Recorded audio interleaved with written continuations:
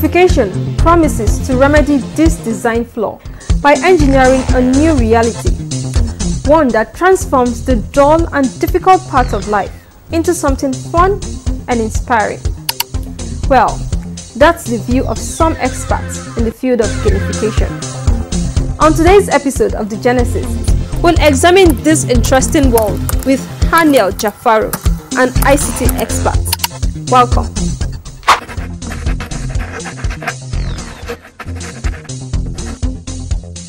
You've likely experienced gamification already, from language learning apps to fitness trackers and social networks. Gamification is the use of game design elements and mechanics in non-game contexts.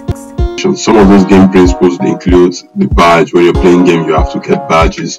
You acquire points as you're playing games. So those principles that have been embedded into game systems, moving them and applying those same principles into a non-game system. That's the process of, or that's the concept of gamification. The concept of gamification has its roots in the early 2000s.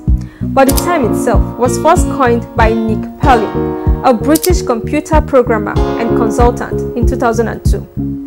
Today, gamification is seen as a revolutionary tool for transforming education, work, health, and other numerous aspects of life. Experts believe that this is to induce specific behavior in people using virtual carrot and stick. Amplify, a leading tech company, reveals that the gamification market is currently worth $15.43 billion and is expected to reach about $48.72 billion by 2029, with numerous companies already utilizing this technology to boost productivity. So I think beyond education and employee, that's human resource, is also going to help out in marketing, sales.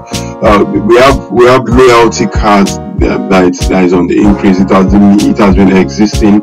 So when you are a consistent a regular customer of a particular product, the gamification principle can also be embedded into that product. So as you buy that product, you get a point. Recently I took my kids out, and as they went to this game store, and the more games they play and they earn points, and the more points that they earn, that point is stored in their card, and because of that they would want to come back again, because they want you. Once you are able to get to a particular point, you can use the points to buy a particular toy. So it's going to help. It's going to help to boost sales and marketing for organizations. However, there are arguments from some quarters that gamification is just another tool for cohesion, distraction, and control.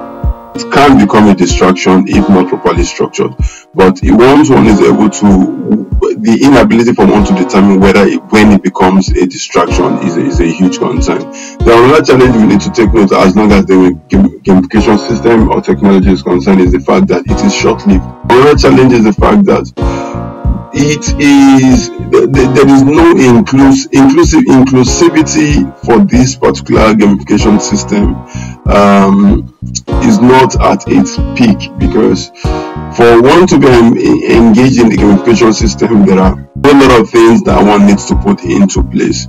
One of those things is the fact that you need to anyone that is involved in this gamification system needs to have a mobile phone or something, or a technology, an end device that enables one to be able to carry out that task. So if one does not have that technology, the end device or the embedded device, it becomes a challenge for that person to be able to carry out that task. So some argue that gamification is not more than a commercial tool to serve the interests of its makers, rather than the surface promise to make users happier and more productive. To watch previous episodes and for more updates, kindly follow The Genesis on our social media platforms.